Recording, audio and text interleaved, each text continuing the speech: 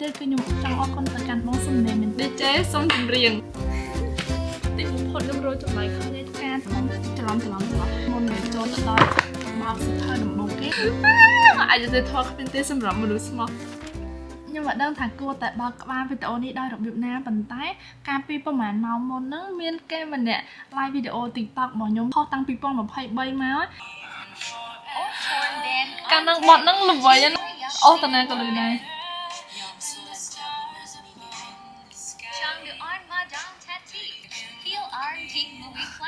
ខ្លាចដល់លើនេះគឺសៀវភៅខ្សែស្រឡាយកោះទី3ដណ្ដប់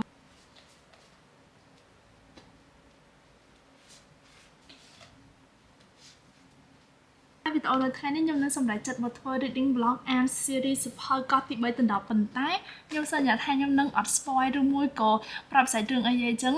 អាចមើលបានរំលឹកអនុស្សាវរីយ៍កាលដែលខ្ញុំចាប់ផ្ដើមផុសវីដេអូនៅលើ TikTok ដំបូងឯងដោយសារតែរាល់ពេលដែលខ្ញុំឃើញក្រប cover ចាស់ខ្ញុំមិនដឹងថាវាមានអ្វីមួយយ៉ាងឲ្យយើងត្រឡប់ពេលវេលាទៅពេលពីមុនវិញណាគឺខ្ញុំចង់អរគុណទៅកាន់បងសំណេរមែនទែនដែលតែងតែផ្ដល់ជាសភៅលើកទឹកចិត្តឲ្យខ្ញុំរហូតតាំងពីថ្ងៃដែលខ្ញុំចាប់ផ្ដើមលេង TikTok មកតាំងពី2022 2023នោះណា forever thankful and grateful for បងសំណេរខ្លាំងអញ្ចឹងបានតែនិយាយតែតិចទៀតនឹងគឺទឹកភ្នែកមកបំរាមមួយសម្រាប់ខ្លួនឯងរាល់ពេលខ្ញុំអានសភៅទោះបីជាអានសភៅរឿងខ្មោចភ័យរន្ធត់រឿងនឹងជក់ដល់ប៉ុណ្ណាក៏ខ្ញុំអត់អាចអង្គុយនៅមួយកន្លែងនឹងអានដែរវា attention span របស់ខ្ញុំនឹងគឺវាខ្លីខ្លាំងមែនទែនអញ្ចឹងខ្ញុំរកឃើញ tip មួយដែលខ្ញុំអាចបង្ខាំងខ្លួនឯងឲ្យអានឬមួយក៏ធ្វើការងារអីមួយគឺខ្ញុំដាក់ម៉ោងរោសៀវភៅកោះទី3ដណ្ដប់ដែលសរសេរដោយបងហ៊ុយស៊ីចាប់ផ្ដើម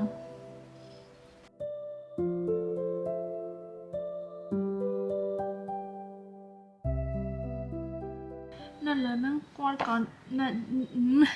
ហើយនេះជានរណាមិនបានមករំនៅលើឆ្នេរនេះតែម្នាក់ឯងអញ្ចឹងក្រុងឈុតនេះអីចឹងណាបើសិនជាខ្ញុំជាពីអ្នកប្តីប្រពន្ធហ្នឹងវិញណាខ្ញុំឃើញថាមានតែមើលគឺខ្ញុំរត់ទៅផ្ទះវិញហើយ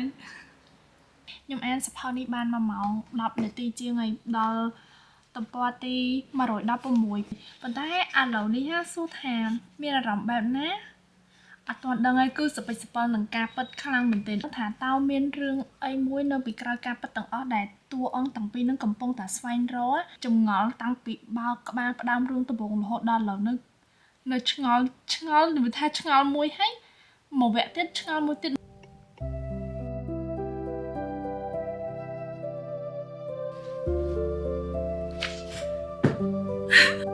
សូមអានសៀវភៅអ្នកស្នងកោះដែលជាវគ្គបន្ទាប់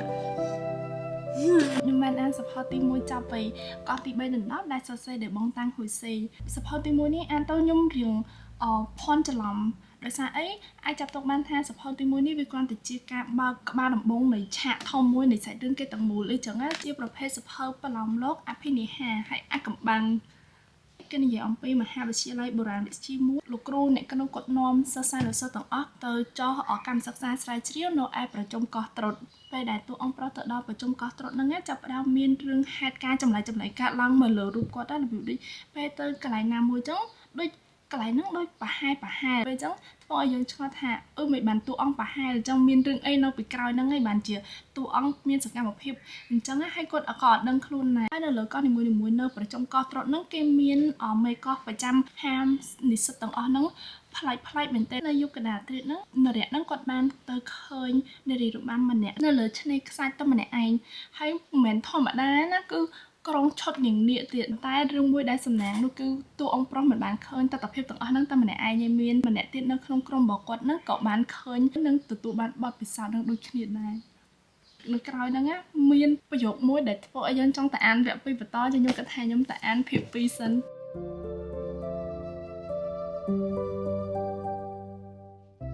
ឥឡូវនេះម៉ោង9កន្លះហើយខ្ញុំទើបតែធ្វើការហើយម៉ោង9ថាអង្គុយអានសភៅនេះតែមួយផ្លែទេចាំទៅងូតទឹកកន្លះម៉ោងហើយខ្ញុំអានដល់ទំព័រទី73ដល់ពីវគ្គ1មកយើងដឹងថាមានរឿងអីកើតឡើងហើយចូលវគ្គ2ភ្លាមគឺចាប់ផ្ដើមមានរឿងរ៉ាវថ្មីគ្រប់យ៉ាងនឹងចម្ងល់ដែលយើងមានពេលដែលយើងអានសភៅហ្នឹងវាបតកលាគ្នាគាត់ថាយើងរកចម្លើយមួយអត់ទាន់បានវាមានចម្ងល់មួយតាក់ទងនឹងមិនបានតួអង្គប្រុសនិងតួអង្គស្រីគាត់អាចត្រឡប់ទៅខែអតីតកាលហើយដល់ពេលចឹងទៅអត់ដឹងថាឥឡូវនឹងពួកគាត់ នៅអតីតកាលឬមកក៏បច្ចុប្បន្នដោយ found family trope ចឹងមិត្តភក្តិគេចោះទៅកម្មសិក្សាហ្នឹងមានចំនួន6នាក់នៅក្នុងក្រុមពេលមានបញ្ហាអីចឹងគេបើកចំហឲ្យគេនិយាយគ្នាទៅវិញទៅមកហើយស្ដាប់គ្នាជួយគ្នាអីទៀតសហការគ្នាល្អហើយក៏ប្លែក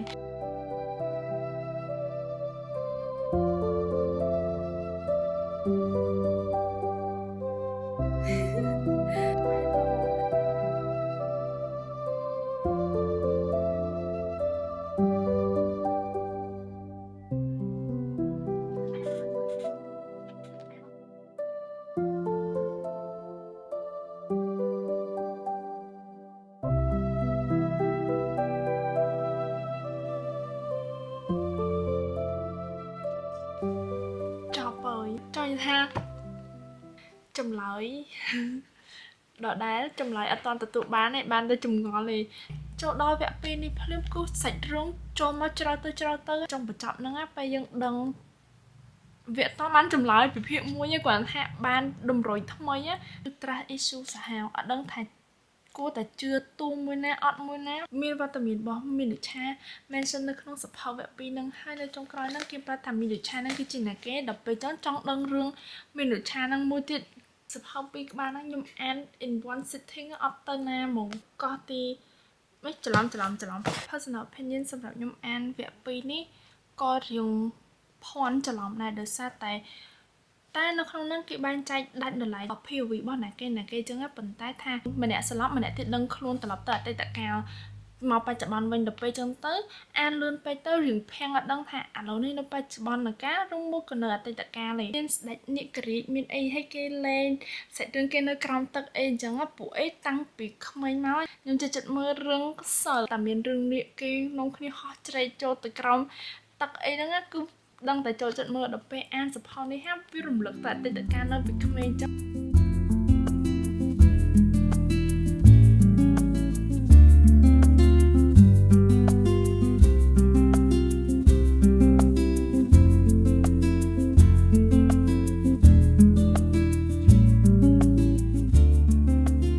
ទីបំផុតខ្ញុំរកចម្លើយឃើញផ្ដើមរឿងមកដល់ពេលនេះហាគឺចម្លើយនៅក្នុងសភៅទី3នេះទាំងអស់គ្រប់អីដែលខ្ញុំគ្រប់អីមិន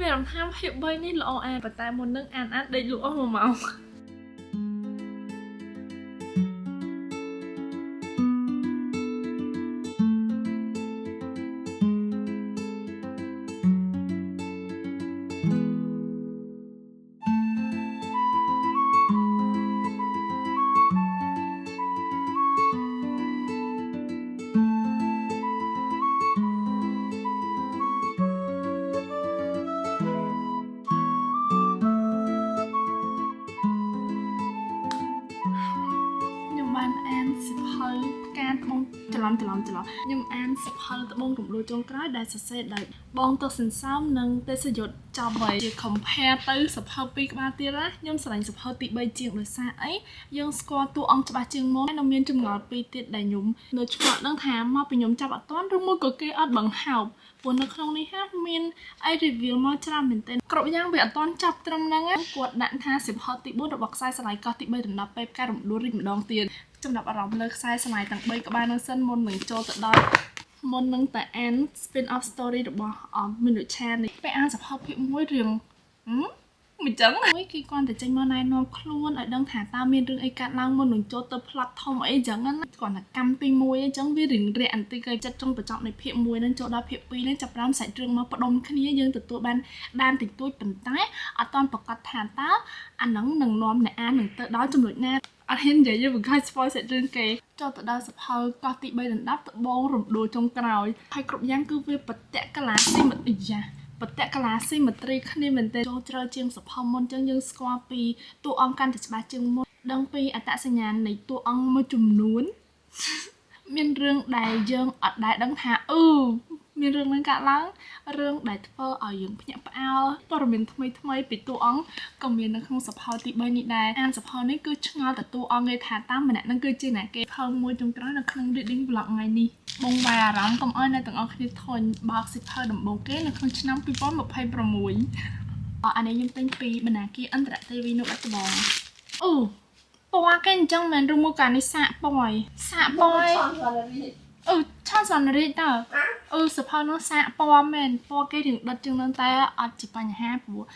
ខ្ញុំអត់ខ្វល់រឿង condition សភៅនឹងឯងសំខាន់នៅខាងក្នុងនឹងអានបានគឺអានបានហើយគឺសភៅខែរងាដែលនិពន្ធដោយលោកគ្រូសុកច័ន្ទផលខ្ញុំទិញសភៅនេះគឺដោយសារតែ bin នៅលើក្នុង TikTok ខ្ញុំឃើញគាត់ផុសអំពីសភៅហ្នឹងឯងដូចកំណត់ឲ្យអ្នកនិពន្ធនៅក្នុងខែរងាអញ្ចឹងត្រឡប់ទៅ2010ចឹងខ្ញុំចង់បានអារម្មណ៍ហ្នឹងម្ដងទៀតកាលខ្លួនឯងនៅក្មេងអញ្ចឹងក៏យកសភៅហ្នឹងមកអានទៅខ្ញុំទិញដោយសារតែបង Daisy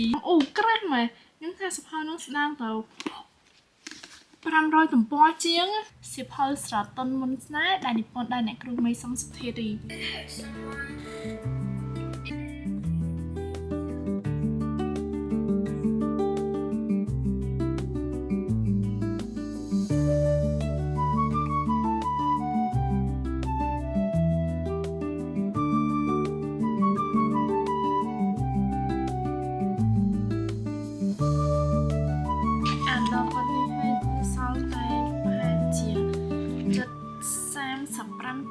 ទៀតចាំណាប៉ុន្តែធ្ងន់ក្នុងទ្រង់ខ្លាំងមួយសន្លឹកចុងក្រោយនៃសភៅមីនូថា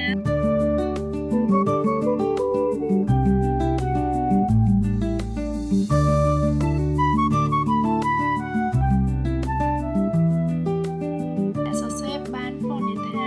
មីនូថាមានភ្នែកពណ៌ក្រហមតែហេតុអីនៅលើក្រោមមានពណ៌បៃតងឬមកក៏រូបរាងពេលភ្នែកក្រហមហ្នឹងជារូបរាងកាចរបស់មីនូថាតែអានេះជារូបធម្មតារបស់គេអីចឹងអាហ្នឹងអូខេមិនជាអីដែលគួរឲ្យឆ្ងល់ទេប៉ុន្តែការដែលអានសភៅវគ្គ2នៅពេលដែលមានតួអង្គមីនូថាចេញមកហ្នឹងក៏បានរៀបរាប់និយាយអីពីតួអង្គម្នាក់នឹងដែរប៉ុន្តែអត់ស៊ីជម្រៅដល់ថ្នាក់ហ្នឹងឯងគាត់នឹងប្រាប់ថាជាអ្នកគេមានមុខងារនៅក្នុងសភៅហ្នឹងប៉ុន្តែពេលដែលអាននៅក្នុងសភៅនេះឃើញពីមួយជ្រុងទៀតនៃតួអង្គមីនូថាធ្វើឲ្យខ្ញុំមានអារម្មណ៍ថាដូចរសានៅក្នុងខ្លួន3ក្បាលមកនោះអត់សូវអីគាត់និយាយថានៅឆ្ងល់ហើយចង់បានសភៅបន្ទាប់ដល់ពេលអានរឿងនេះដូចមានអារម្មណ៍ថាអាណិតតួអង្គមីនូថាខ្លាំងមូលហេតុអីបានមានមីនូថាអីចឹងមានមុខងារនឹងនៅក្នុងសាច់រឿងនឹងខ្ញុំព្យាយាមអត់និយាយអត់ប្រាប់ថាមុខងារគេមានរឿងអីព្រោះខ្ញុំខ្លាចថា spoil សាច់រឿងគេអត់ប្រាប់សាច់រឿងទាំងមូលពីកោះទី3ទៅ10នេះហេប៉ុន្តែគាត់ថាមានរឿងមួយចំនួនមានប្រហែលរឿងដែរដែលគេបានប្រាប់នៅក្នុងសភៅមីនូថានេះជាមានគម្រោងចង់អានខ្សែស្រឡាយកោះទី3ទៅ10នេះកុំតន់អានសភៅនេះអីអានសភៅនេះចប់ហើយចាំអានអានេះក៏បានដែរប៉ុន្តែបើថាអត់ចង់អានខ្សែ3ក្បាលនេះទេអានតែមីនូថាហ្មងក៏បានដែរហើយសភៅនេះអត់ទាន់ចប់ត្រឹម3ក្បាលហ្នឹងឯងនៅមានរឿងតទៀតខ្ញុំគិតថាប្រហែលជាអាចមានរឿងតាក់ទងនឹងមីនូថាជាមួយនឹងនៅវគ្គក្រោយនៃសភៅនេះទៀតការសរសេររបស់គាត់ពីមួយក្បាលទៅមួយក្បាលទាំងសាច់រឿងទាំងការសរសេរគួរឲ្យចាប់អារម្មណ៍ជាងមុននៅពេលក្រោយសភៅហ្នឹងគេប្រាប់ថានៅក្នុងហ្នឹងនិយាយពីអីប៉ុន្តែខ្ញុំអត់ចង់ប្រាប់ពួកអីខ្លាចថា spoil នៅសភៅទី2វាយុទ្ធធម៌អយុធធម៌គ្មានទេសម្រាប់មនុស្សស្មោះម្ដងទៀត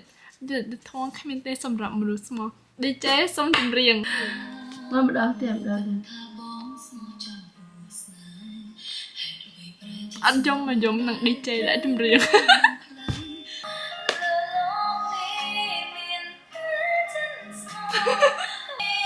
បានហើយកុំសតពេកហើយសុំបတ် DJ សុំដូរបတ်មិនមែនគេបោកទេតែវាយុត្តិធម៌សម្រាប់មនុស្សស្មោះតែបំផុតខ្ញុំអានសៀវភៅទាំង4ក្បាលនៅក្នុងវីដេអូនេះចប់ហើយអ្វីដែលខ្ញុំបានលើកឡើងនៅក្នុងវីដេអូនេះទាំងអស់វាគ្រាន់តែជាការគិតផ្ទាល់ខ្លួននិងចំណាប់អារម្មណ៍របស់ខ្ញុំផ្ទាល់ទៅលើខ្សែស្រឡាយកោះទី3ទៅ10នេះទេអានសៀវភៅនឹងទៅព្រោះខ្ញុំមិនដឹងថាតើគេនឹងនាំយើងអានទៅដល់ណាប៉ុន្តែពេលដែលអានចប់វា connect គ្នាយើងជាមួយនឹងតួអង្គប្រុសនារីហើយនឹងមិត្តភក្តិរបស់គាត់គឺស្វែងរកការពិតនៅពីក្រោយការស្លាប់របស់តួអង្គហើយទៅមកគាត់អាចឃើញពីអតីតកាលរបស់ណាណាម្នាក់នឹងរឿងដែលបានកាត់ឡើងនៅលើកោះនឹងតាំងពីឆ្នាំ1000ដូចជា60ឆ្នាំកាលពី60ឆ្នាំមុននៅលើកោះនឹងគាត់ថាតួអង្គប្រុសគាត់ឃើញសម្រាប់ខ្ញុំអត់ឃើញពី chemistry រវាងតួអង្គឯកទាំងពីរនាក់ឯងខ្ញុំមិនដឹងថាពីរនាក់គាត់នឹងមានចិត្តលើគ្នាឬមួយក៏អត់អាត្រង់ហ្នឹងមួយអត់ទាន់ដឹងអីចឹងមានតែចាំមើលភាគតទៀតតែនៅក្នុងសភៅមីនូថាមកឆ្អិតទ្រូងងល់មានថា ដល់ខ្ញុំមក series នឹងហ្មងគឺ world building អីអត់អញ្ញែងអត់ធ្ងន់ទេឬដូចវានៅកម្រិតមួយដែលថាស្រាលតែយើងអានទៅវាកំសាន្តអារម្មណ៍សប្បាយអានសប្បាយឆ្ងល់បើសិនជាអ្នកទាំងអស់គ្នាមាននៅក្នុងដៃហើយអាចសាកអានបានប៉ុន្តែអាចមើល review គេផ្សេងៗទៀតបានហើយថាត្រូវចិត្ត by reading blog ខ្សែស្រឡាញ់កោះទី3ទៅ10ក៏មានតែប៉ុណ្្នឹងដែរជាចុងក្រោយសូមអរគុណអ្នកទាំងអស់គ្នាដែលបានមើលវីដេអូនេះពីដើមដល់ចប់សង្ឃឹមថានឹងជួបគ្នានៅអត្តក្រោយជាមួយនឹងវីដេអូថ្មីទៀត ទោះមួយទេអើបងហ្នឹងឯង